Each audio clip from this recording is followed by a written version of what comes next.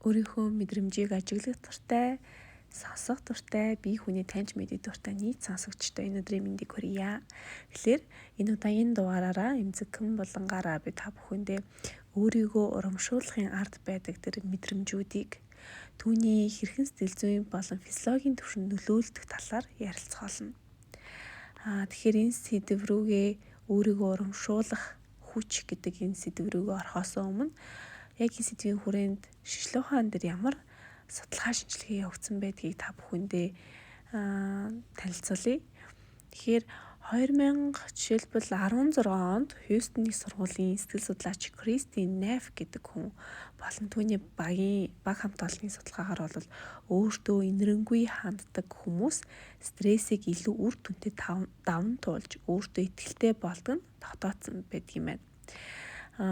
Тэр хүний судалгаанд нийт оролцогчдын 78% нь өөрийгөө урамшуулж эерэг үг хэлэх замаар кортизолын түвшнийг бууруулж окситоцины ялгарлыг нэмэгдүүлж чадсан байгаа юм байна. За мөн энэ судалгаатай ижил төстэй 2015 онд хийсэн нэгэн судалгаагаар бол өөрийгөө урамшуулах эерэг дадалтай хүмүүс амьдралдаа илүү аз жаргалтай бүтээлч байдлыг мэдэрдэг нь батлагдсан байгаа юм байна. Судалгаанд хамрагдсан хүмүүсийн 62% нь энгийн үйлдэлээр өөрийгөө урамшуулахад сэтгэл санааны тэнцвэр сайжирч шийдвэр гаргах чадвар илүү дээрцэн гэж хариулсан байна. Тэгэхээр мэдрэмжийн тийм гүн гүнзгий ертөнц рүүгээ ингээд өнгийгөд харахад өөрийгөө урамшуулснаар бидний дотор яг юу болдго юм бэ гэсэн юм сонирхолтой асуулт төрж байгаа юм л да. Өөрийгөө урамшуулах үед бидний бие болон сэтгэл дараах байдлаар тийм хариу үйлдэл үзүүлдэг байна.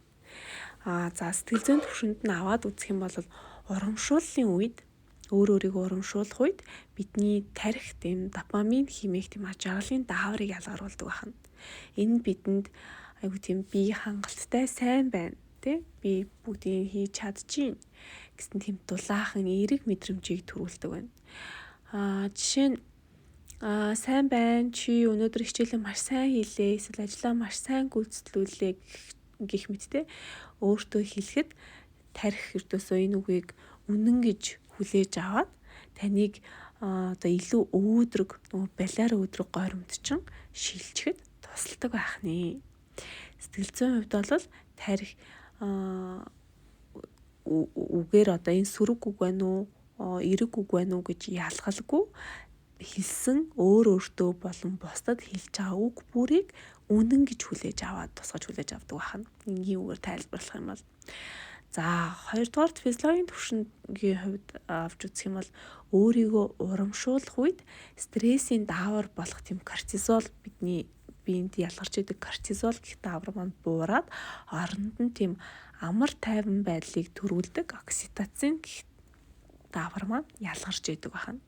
Энэ даавар биднийг тийм амар тайван илүү тийм аюулгүй мэдрэмжтэй болгодог бөгөөд бие махбодын хариу үйлдэлж илүү ухамсартайгаар хариу үйлдэлд илүү ухамсартайгаар ханддаг хариу үйлдэл үзүүлдэг болгодог байна л дээ.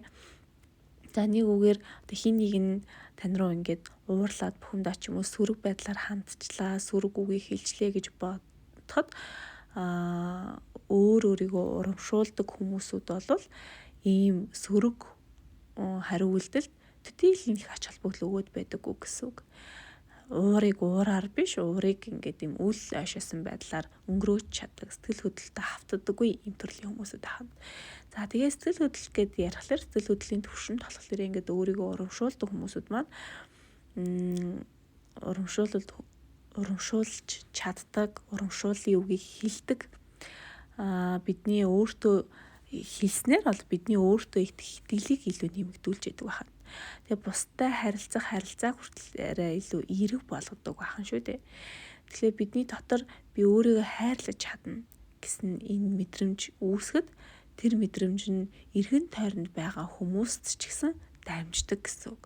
Тэсэндээ би өөрийгөө хайрлаж ин гэдэг дархиндаа итгүүлээд эсвэл үнэн чин сэтгэлээр үйлслээрээ өөртөө ярилцаад ч гэдэг юм уу өөр өөртөө эерэг үг хэлснээр болохоор энэ эргээд бусдыг хайрлах, бусдыг эргээр харах, бусдыг альва тийм тохиолдолд өөдрөг үзлээр, эрэг үзлээр хандахад маш их тусалдаг байна. За яг энэ өөрийгөө урамшуулах талаар би өөрийнхөө хүрээнд бяцхан юм судалгааг хийсэн. Тэгээ яасан бэ гэхээр өнгөрсөн ерөнхийдөө оноос эхлүүлээд энэ шинэ он гарсан цагаас эхлүүлээд өөртөө нэлээд ингээд ачаалалтай ажиллаж байгаад тэг коуч ОКД-гээ ярьж сууж байгаад нэг ийм зүйл өөр төр хэлрүүлсэн. Юу гэхээр нэлээд их ачаалалтай байх юм бол хитрхийх ажил одоо ингээ овоороод нэлээд ачаалалтай тийм мэдрэмжийг аваад тах юм бол эхлээд хамгийн чухал ажил нь яг юу байна? Тухайн өдөртөө маш их ажлыг амжуулах хэрэгтэй байгаа ч гэсэндээ хамгийн хийх ёстой, хамгийн чухал цор ганц ажил чинь яг юу вэ гэдгийг өөрөөсөө асуух явдал байгаа. За ингээд дараагийн ингээд төлөвлөгөөнүүдтэй дараагийн өдрүүдийн төлөвлөгөөнүүдэд өнөөдөр маргааш өнөөдөр эсвэл маргааш ганцхан нэг л ажил хий гэвэл ямар ажил хийж авах уу гэдэг одоо хандлагаар тухайн ажил өдөр болгон ажлуудаа гүйцэтгүүлэх явдал байгаа. Би энэ мэтээр яг ингээд өнгөрсөн одоо оноос хойш өнгөрсөн оны 12 дугаар сараас хойш энэ мэтээр өдөрт ганцхан төдөө гэдэг зарчмаар ингээд яваад байсан. За тэгээд мэдээж бүтээнч манд багаар бол дээшилж эхэлсэн байдаг.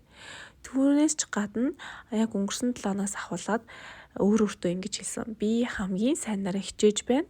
Би алдаа гаргаж болно гэдэг зөвшөөрлийг өөртөө тогтмол сануулж өөртөө ярилцаж байсан. Миний хувьд гэх юм бол хамгийн төгс өөртөө ярилцах төгс харна хүмүүсүүд ингээд талент хараад яриарэ гэдэг. Тэг миний хувьд өөрийнхөө зургийг ч юм уу тий яг талент хараад ярилцахад болж эйгүү мэдрэмжтэй байсан. Гэхдээ хийгээд ахаар бол тасдаг юм байлээ. Гэтэ төгс вариант нь бол юм өөрийнхөө зургийг харж байгаад өөртөө ярилцах. Ингэж өөртөө ярилцах чи чадчихээн, чи хамгийн сайнаараа хичээж байна ч юм уу те.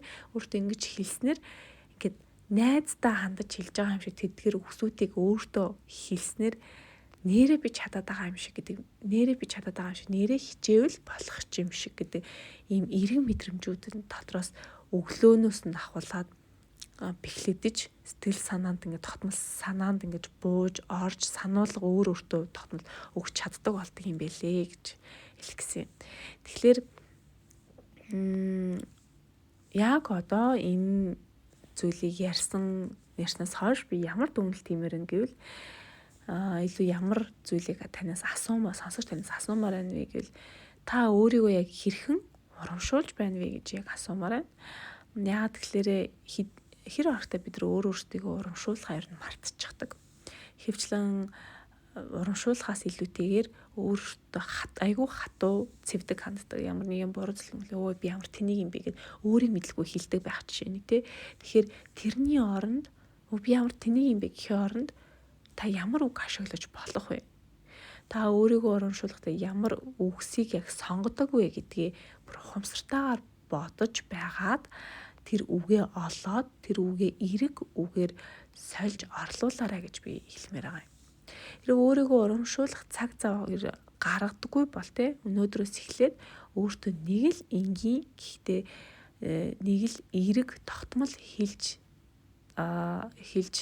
чаддаг тийм үгсийг хайж олоод бичээд өөртөө хитэнтэй хэлээд үзээрэй гэж хэлмээр байна. За мэдээж тасгал гэд байдлаар хүлээж аваа те гэрийн даалгавар ч юм уу тасгал ажиллаж идэг юм уу энэ байдлаар хүлээж авах бол толинд хараад хийх нь илүү үр дүнтэй. Жишээ нь юу гэж хэлэх вэ? Би амжилттай, би хангалттай сайн байгаа. Би өөрийгөө хайрлаж хүлээн зөвшөөрдөг ч юм уу ийм хэрэг үгнүүдийг хэлж болно гэсэн. За тэгээд өнөөдрийнхөө дугаарыг эцэст нь хэлэхэд өнөөдөр бид өөрийгөө урамшуулж аз жаргалыг дотроосоо тийм бүтээх талаар ярилцах гэж хичээлээ. Бид амьдралдаа ямар их зүйлийг хийж байгаа гэдгийг ойлгож тэр бүхэндээ талархах нь биднийг илүү хүчирхэг болгож амьдралын тийм эмзэг мөчүүдэд итгэл найдвар өгдөг болохоор энэ бүхнийг өнөөдөр ярихаар шийдсэн юм аа. Тэгээд дараагийн дугаар одоо уулзлаа. Түр баяртай. Тэгээд эцэст нь нийт сонсогчтой хандаж хэлэхэд яг одоо энэ дугаарыг сонсож байгаа та бол үнэхээр гайхалтай хүн шүү. Үүнийг хизээж битгий мартаарай. Та хүссэн зүйлдээ хүрч чадна. Яг ийм байдлаар үргэлжлүүлээд хичээгээд байгаарай гэж нийт сонсогчтой хандаж хэлмээр байна. Тэгэхээр өдрийг сайхан өнгөрүүлээрэй. Дараагийн дугаар хүртлээ баяртай.